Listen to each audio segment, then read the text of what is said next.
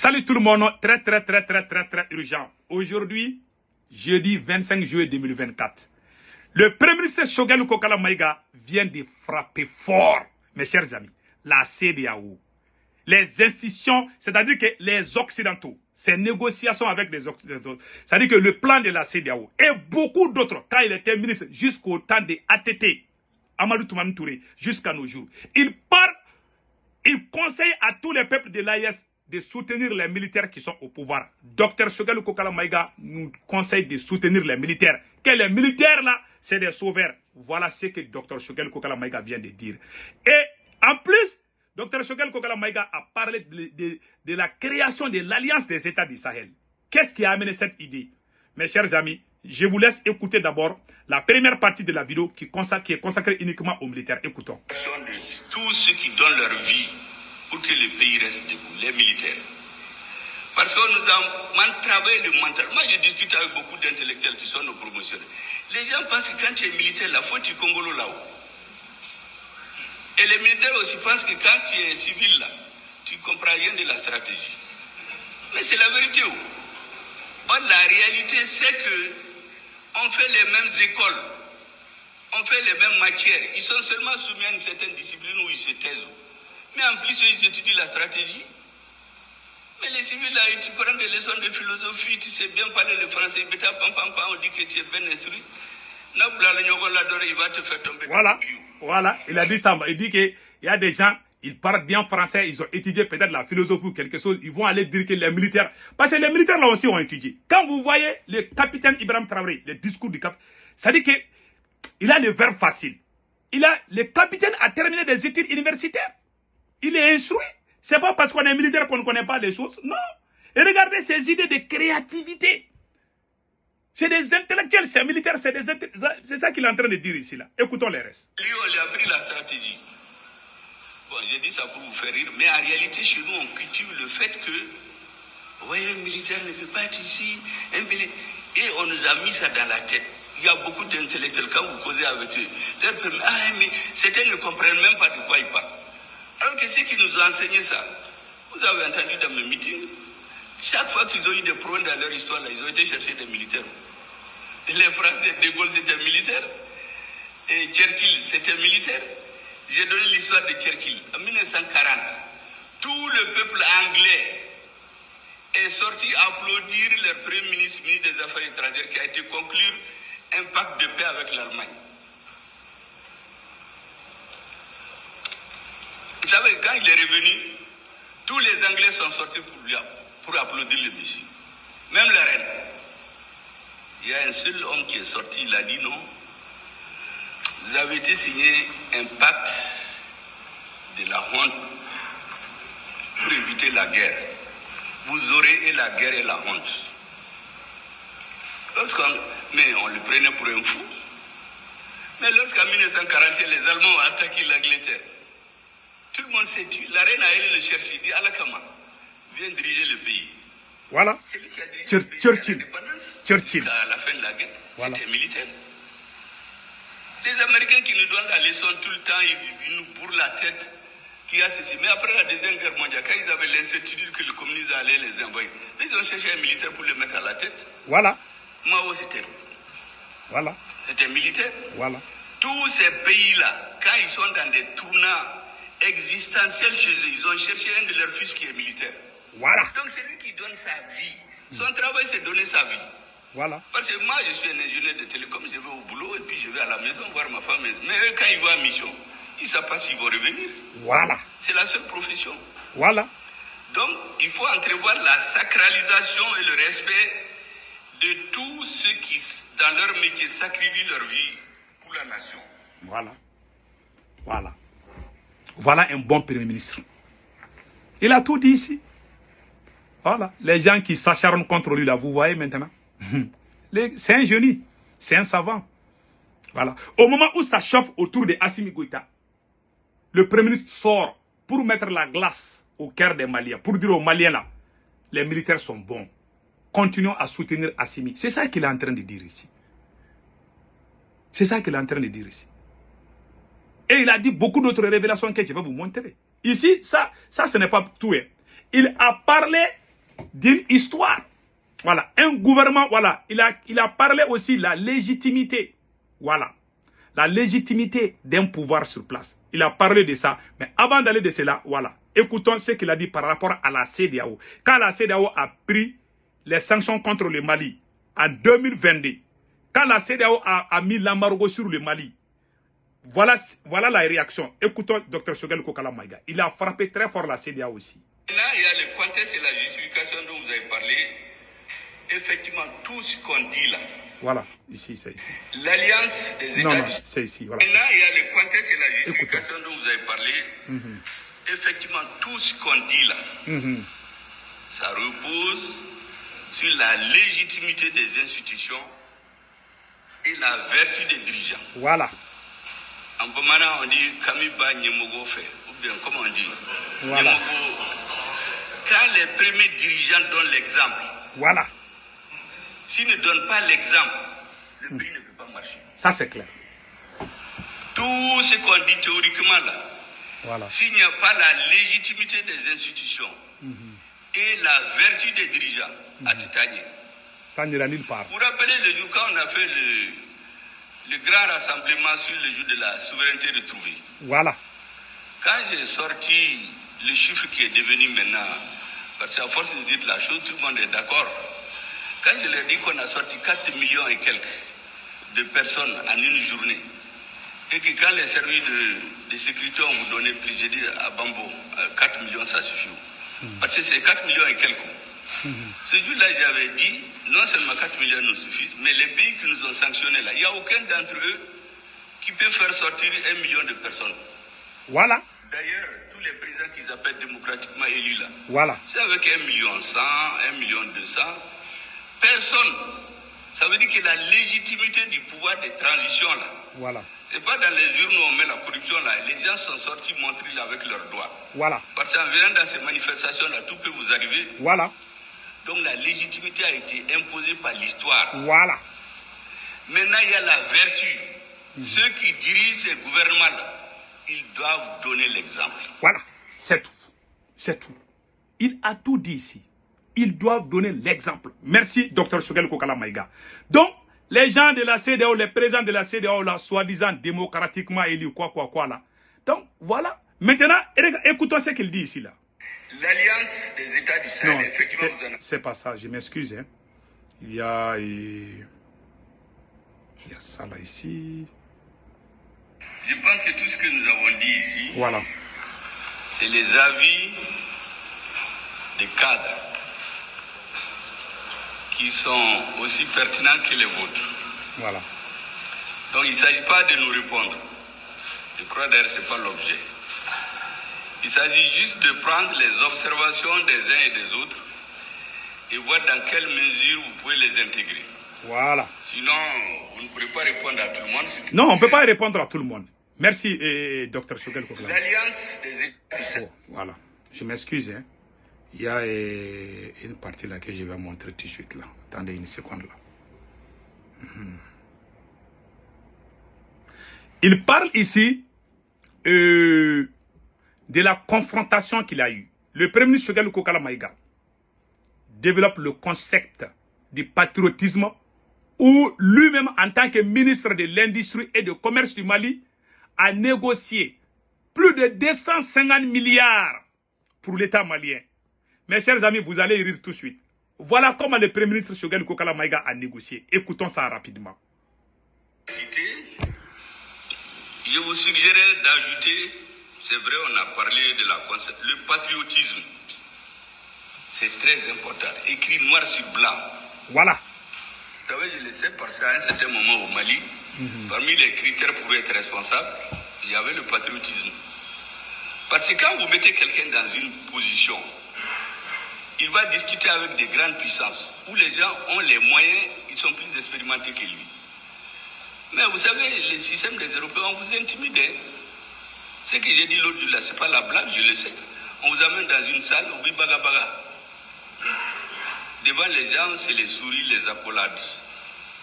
Nous, dans les négociations commerciales, vous savez, l'ambassadeur des États-Unis, le ministre des Américains, il est venu à 80 personnes. Nous, on était 4. Le ministre, son conseiller, le PDG, la CNDT et l'ambassadeur. Oui, en Bagabaga, il nous dit qu'ils ne sont pas venus pour du théâtre. Qu'il faut qu'on soit d'accord avec ce qu'il dit. Moi, je lui ai dit que non, moi, je ne suis pas un artiste, je n'ai pas appris à jouer le théâtre. On a pris nos bagages, on est sortis. Après, ils ont prié, ils nous ont dit de revenir. Et puis, on a commencé à se parler comme des gens sérieux. Donc, c'est leur méthode. Voilà. Il y avait la négociation. En ce moment, Dr Choguel Kokala Maïga était le ministre de l'Industrie et du Commerce de l'ancien président, paix à son âme, Amadou Toumani Touré. C'est pas aujourd'hui que Choguel a commencé à bien coincer ces Occidentaux-là. Maintenant, c'est la fin qui va vous rire. Comment Choguel a obtenu plus de 250 milliards pour l'État malien? Il va vous rire.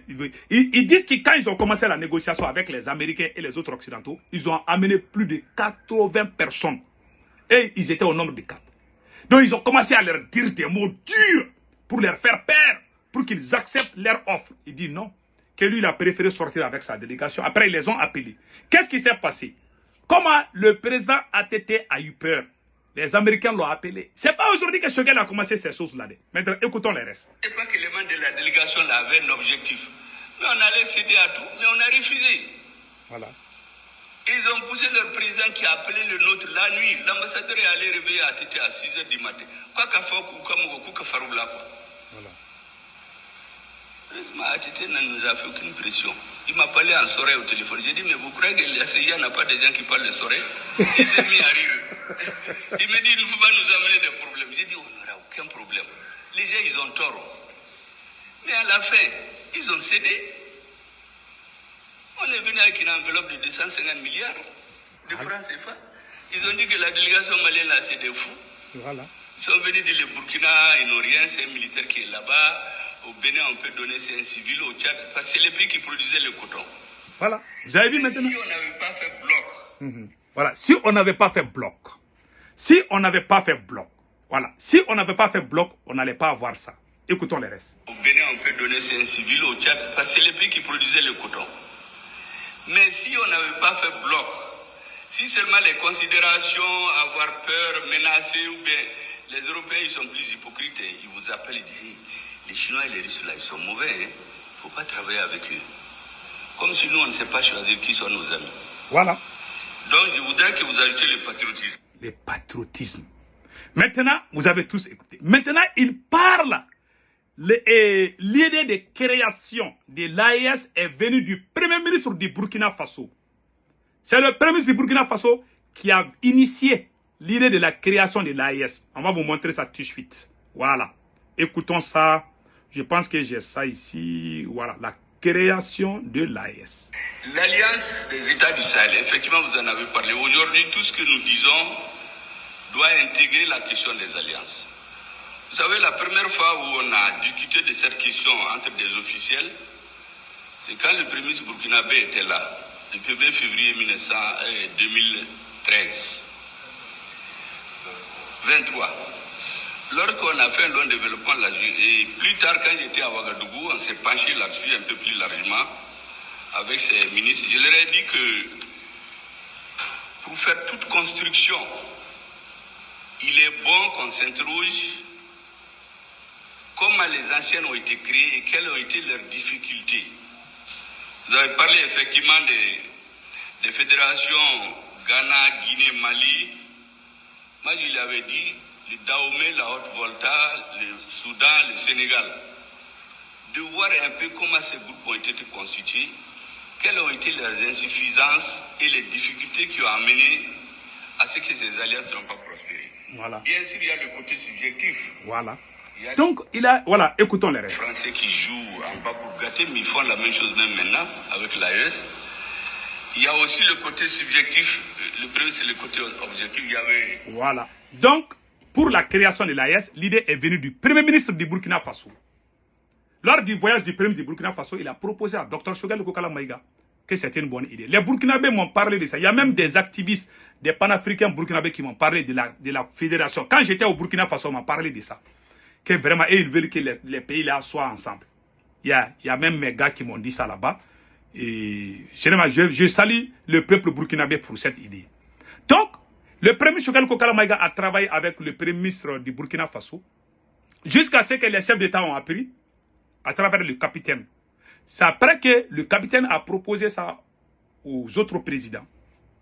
Le capitaine a travaillé avec son premier ministre. Le général Tchani a travaillé avec son premier ministre. Assimi Goïta n'a pas travaillé avec Choguel. Il n'a rien dit au premier ministre Choguel Kokala Maïga. Malgré que ce sont ces deux premiers ministres qui ont travaillé là. Il est allé appeler Ablaye Maïga pour travailler avec lui. Voilà, c'est ça le problème. Et revenons un peu en arrière. Comment Choguel Kokala Maïga a pu négocier 250 milliards pour l'État malien? Aujourd'hui, si Choguel Kokala Maïga avait le plein pouvoir, le Mali n'allait pas, le Mali avoir même des crédits auprès de la Chine ou de la Russie. Il a fait toutes ses études en Russie, en Union soviétique.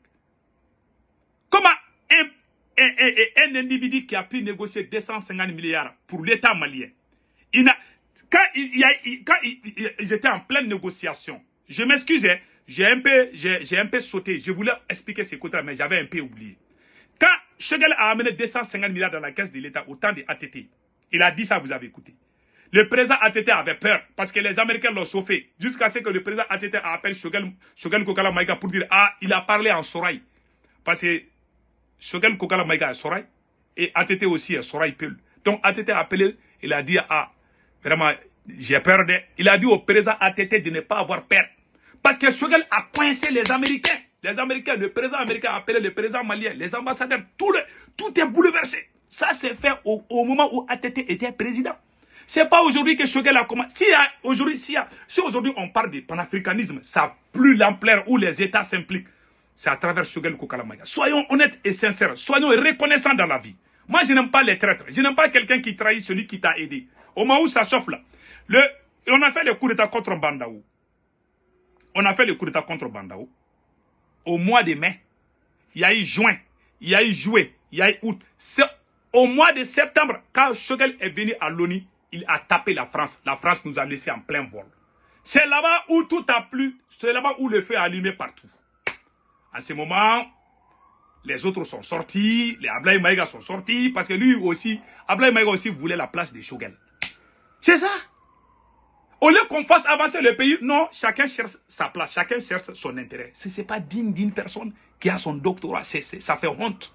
Voilà, et monsieur aujourd'hui, non seulement il part aujourd'hui, pour sensibiliser les gens. Mais il aime le Mali, il aime les Maliens, il aime les militaires, il défend tous les militaires, il défend, il sensibilise, il dévoile des choses que nous on ne savait pas.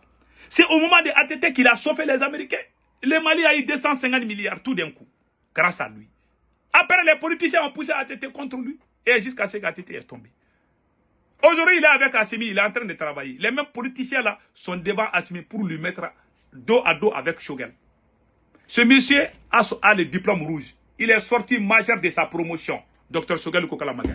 Premier en Union soviétique, pas la Russie seulement. En toute Union soviétique réunie là, Choguel Maïga est sorti majeur de sa promotion en télécommunication. Il a son doctorat d'État en télécommunication. Donc, vraiment, il faut connaître la valeur des individus. Et ce qu'il a dit à l'ONU, ce n'est pas n'importe qui pouvait dire. C'est grâce au discours de l'ONU que les gens ont compris.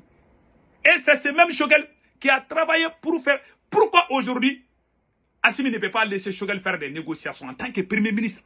On voit le Premier ministre burkinabé qui fait les va-et-vient. On voit le Premier ministre nigérien. Mais au Mali, Assimi met Ablaye Maïga et Sanou à la place de Choguel. Voilà pourquoi on est tombé, on est derrière tout le monde. Le monsieur, il a la connaissance. C'est un génie, c'est un savant. C'est un patriote. Tu dis que tu es patriote, mais celui qui est patriote, toi, tu ne l'aimes pas. Ça veut dire que ce n'est pas vrai. Tu ne veux pas dire que toi, tu aimes Dieu. Moi aussi, je dis j'aime Dieu, mais toi, tu ne m'aimes pas. Ça veut dire qu'il y a quelqu'un qui est faux. Et tout le monde sait que lui, il est correct. Il a montré des exemples bien avant les coups d'État. Il a écrit des livres contre la France. Ça, c'est fait avant les coups d'État, en 2019-2018. Il a écrit les livres contre la France. J'ai même les livres là ici. J'ai oublié, sinon j'allais vous montrer. Donc, soyons honnêtes ici et dignes. Il ne faut pas chercher à salir les noms des gens, à mentir contre les gens parce que vous voulez vous débarrasser, à pousser les gens à la démission, alors qu'il est patriote. Aujourd'hui, monsieur le président, ton oncle a causé la mort des cultivateurs.